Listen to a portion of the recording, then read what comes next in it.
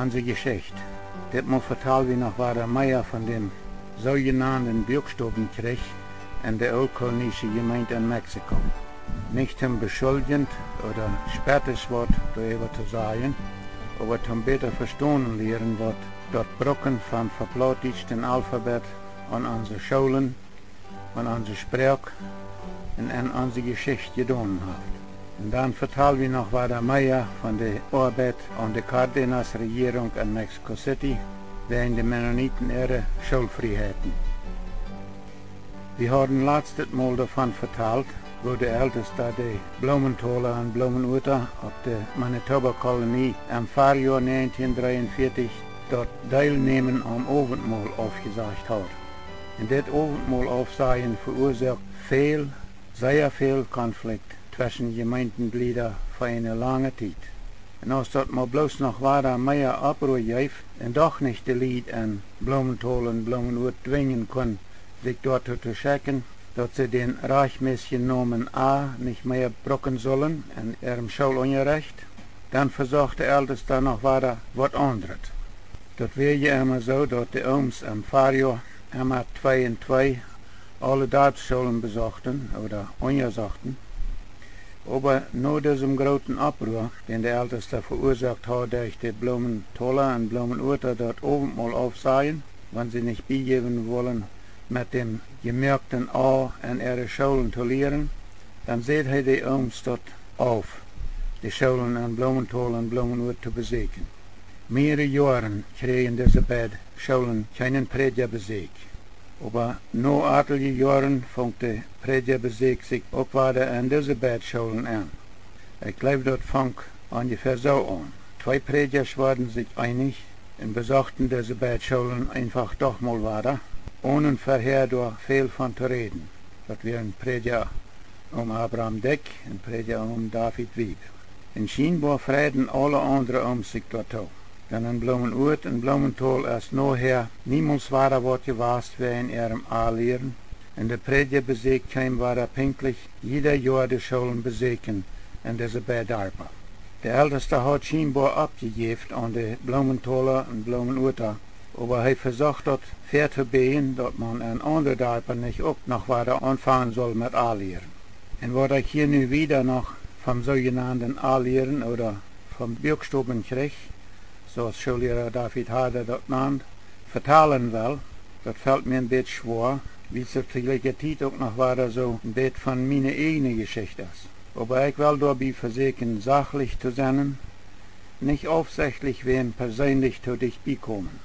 Dann, wenn wir jeweils halben verstehen, wo sich dort mit dem A-Lehren wieder entwickelt hat, oder wo der sogenannte Buchstabenkrieg auf der Manitoba-Kolonie in Mexiko wohl so zu sein zum Ende gekommen ist, und dort dadurch aber das ganze oldkolonische Schulwesen nicht bedeutend verbessert worden ist, dann glaube ich, muss wie Kartop geführt wird, davon vertalen, dort nachher besser zu verstehen, wenn wir noch davon vertalen wollen, dass so viele Familien noch andere Kirchen oder Gemeinden übergegangen sind, am besseren Schulunterricht zu finden für ihre Kinder.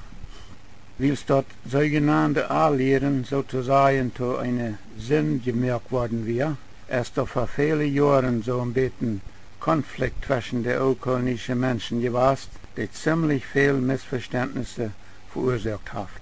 Viele Eltern wollen ihre Kinder in der Schule hier besser und rechter und mit den reichmäßigen A gelehrt haben, aber vielleicht noch mehr Eltern wollen ihre Kinder durchüt mit A gelehrt haben. Und viele wollen ihre Kinder überhaupt nicht viel Wort gelehrt haben in der Schule. Einige wollen sogar behaupten, dass es besser und biblischer wäre, die Kinder mal sehr wenig lehren zu lassen. Diese Säden, wenn wir unsere Kinder viel lehren lassen, dann sind sie auch für viel verantwortlich. Und sie glauben dort aus Lukas 12, Vers 48 nehmen zu können. So wollen die Lied dort nicht haben.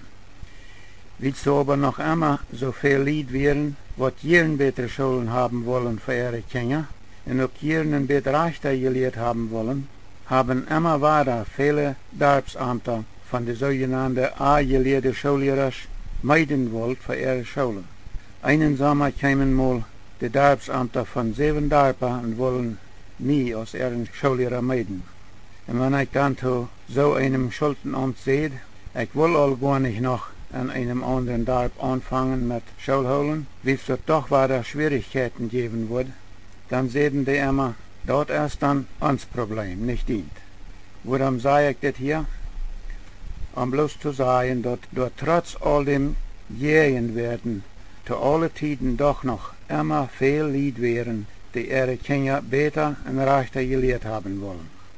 Als ich mich 1955 in Kronsgaard voor een tweede jaar had laten als Schullehrer meiden, en dat dan am Herbst al bald tijd weer met de school aan te vangen, dan kreeg ik met eenmaal een brief vom Ältesten, wobinnen hij dat ganz klar maakt, dat ik, wanneer ik mich nicht checken wil, de huige uitspraak, zoals hij dat naamd, abheren te brokken en aanvangen de uitspraak wie meinem Schulholen so zu brocken als die Ooms dat haben wollen, dann darf ich nicht mit der Schule anfangen.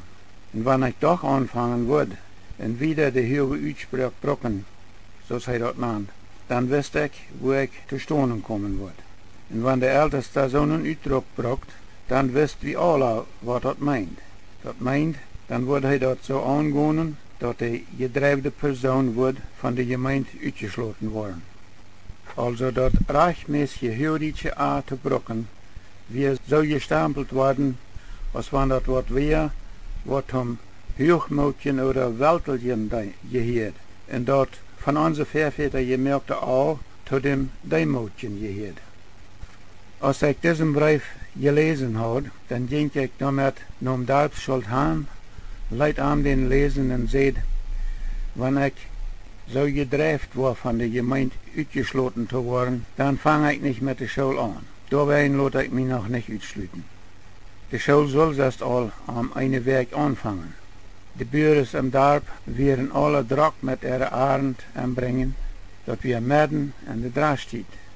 Das Treiben hat sich aber sehr schwind am Darb rundgerät und die Schuld stellt noch den oben zu Schulden an, am Rot zu holen während dieser Sache. Hij zei mij, ik zal ook te Schulden komen. En op diesem te Schulden reden de Voders zich sehr ab. Immer weiter seht wir, unseren Schullehrer aufsehen kann der Älteste nicht. Denn dort ist eine Darbsache. Oder? Dort lot wir uns nicht gefallen von unserem Ältesten, unseren Schullehrer aufzusehen. Das ging durch ein Stout sehr lüd her. Mit einmal, als dort ein bisschen stiller war, dann frug ein Bruder mich, würdest du dort auf keine Bedingung daunen, doch mit der Schule anfangen. Ich besann mir ein Bett und seh dann, jo, auf eine Bedingung tue ich dort. Ich seh, ich bleib dort auch so, als die dort sagen. Schullehrer meiden und aufsehen, dort ist Darbsach.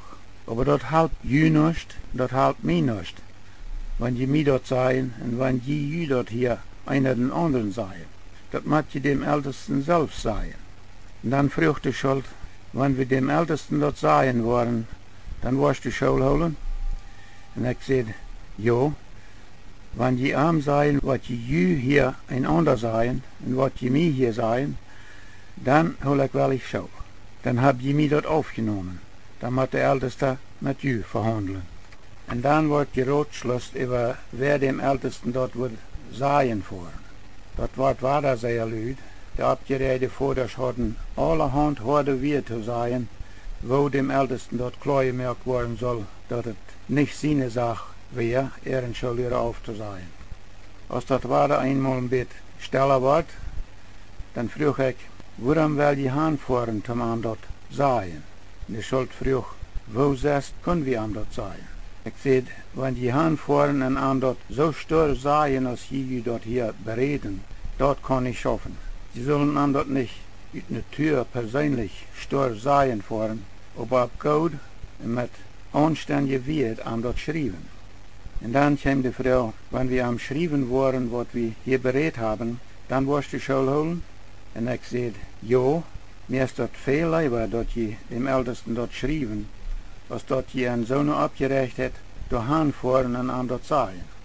Und dann wird bloß noch schwind beschlossen, dass die Schuld dem Ältesten schreiben soll, was ab zu Schulden berät worden wir, und damit wir zu Schulden aufgeschlossen.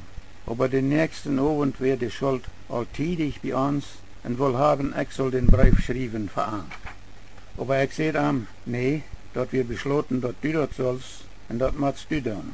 Aber er sagt, ich kann das gar nicht. Ich sehe nicht imstande, den Brief zu schreiben, wenn ich das auch noch will. Schreib du den Brief und dann will ich den aufschreiben, so dass es nicht zu sein ist, dass du das geschrieben hast. Aber ich sehe zu ihm, mit so einer Unaufrichtigkeit fange ich all sicher nicht an. Als das aber immer lauter wird und die Schuld noch immer daran anhält, dass ich den Brief schreiben soll, dann sehe ich schließlich, dann sei mir, was ich schreiben soll, und ich werde es schreiben. Und er sagt, dort, was wir gestern abschalten beschlossen haben. Das sollst du ihm schreiben. Und er sagt, wir haben einstimmig beschlossen, dass wir uns von unserem Ältesten nicht loten, unseren Schullehrer aufsehen. Schullehrer meiden und aufsehen ist Starbsache. Und uns Starb haft unseren Schullehrer gemeid, und wir loten uns nicht von Jü unseren Schullehrer aufsehen. Ich schreibe dort ungefähr so, als er mir dort seht, und die Schuld unterschreibt dort, und der Brief wird am nächsten Tag auf die Post aufgeschickt. Wir können noch ein Schauf mehr vertalen, von was mit diesem Brief passiert, aber dort lot wir am besten all sehen. Dann beid, dort Kronskottsche Darbsamt und der Schullehrer haben nachher niemals brucht mit dem Ältesten über diese Sache reden. Wir hielten noch lang im Frieden Schule. Wenn die Jahren Lothar besucht, Isaac nochmal selbst die Schule in Kronskott, der Älteste wir selbst Schullehrer gewesen, und dat wir gut morgen, dat aan dort in de Schule sehr gut ging. Und dat hij korrekt wist wat er verging. Ich konnte auch eine lange Geschichte von vertellen, aber ich war lieber bloß vertellen, was er zu uns sagt, als soll uitgemerkt werden. Schultenamt, Ooms und Schullehrer zaten da an der Schule, als die Schulkinder alle uitgewonnen wären. Wir wären alle in Nahtestut ganz still, und ich glaube, alle wären gespannt. Aber dann holt der Älteste einmal diep adem und sagt, na ja, Rampel, du hast die Schule all noch ganz gut wiedergekriegt. Dann wir hier weiter, der steht still, holt weiter diep adem und sagt, aber dort würdest du korrekt so gut gekonnt haben, wenn du uns gehorsam wirst und dort so deutst, dass wir dort haben wollen. Dann glaube ich, wir alle noch viel gespannter. Aber keiner sieht Wort für ein der steht. Und dann holt der Älteste noch einmal diep adem und sagt, aber mit je zanken will ich nicht mehr. Gewarnt worden war ich dort keinmal, aber zanken will ich mich nicht mehr mit je.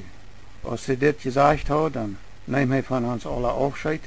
Wir gingen alle top anspannen und der Prediger, Schuldbesucher, fuhren weg.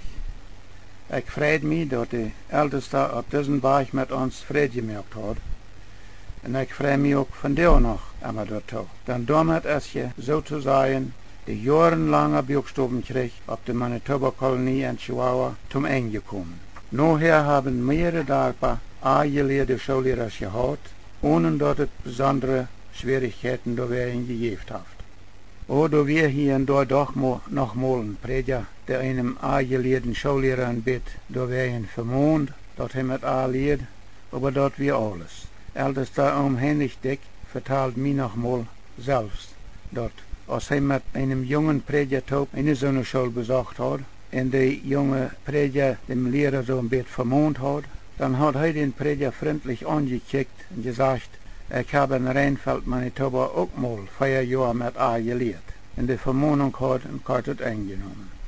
Und nu ist auf der Manitoba-Kolonie in Chihuahua all mehrere Jahre ein Schulkomitee, der gewohnt da an Schulverbesserung gearbeitet wird. Und nu, so sieht mir ein Schullehrer, sagen die Ältesten auch all, die Schullehrer sterben, weil ich das rechtmäßig anbrochen zum Unrechten. Und dass sie die Schulkinder auch weil ein Bett die Landessprache lehren dürfen. Ich hoffe, ihr werdet nicht zu sehr am Stich stehen, um unsere Geschichte verstehen, wenn ich hier und da mal ein Bett verabgrieb und eine Sache ein Bett wieder uitvertaal und dann war das teruggrieb und von was anderes wieder vertaal.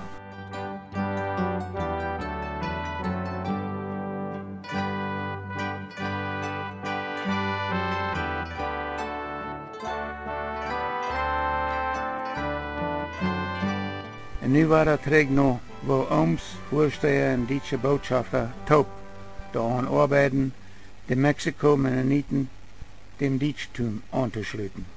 Dort wir am 14. Januar 1938 Huguenatus und seine Frau waren am Schap Orinoco und fuhren mit nach Deutschland. Und da schrift Natus mitten auf dem Ozean an Abraham Dick einen Brief. Er schrift unter anderem, die Durango-Mennoniten haben ihr Dokument, das meint, wo sie sich dem Deutschtum anschließen wollen, all an ihr Tag und Fach. Natus redet von dem Dokument, was er mit der Oms Taub uitgeschrieben hat, wo die Mennoniten sich dem Deutschtum anschließen wollen. In der eine Kopie von diesem Dokument, wo keiner schien zu weiten, wo der geblieben ist, schrift Natus, ich glaube, die muss bei den 12 Korinther irgendwo sein.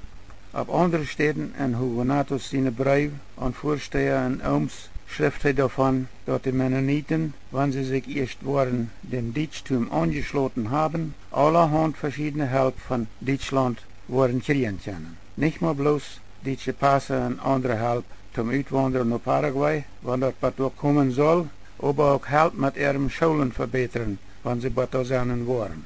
Und allerhand andere Hilfe. Wenn sie Zeit rannt, all waren auf.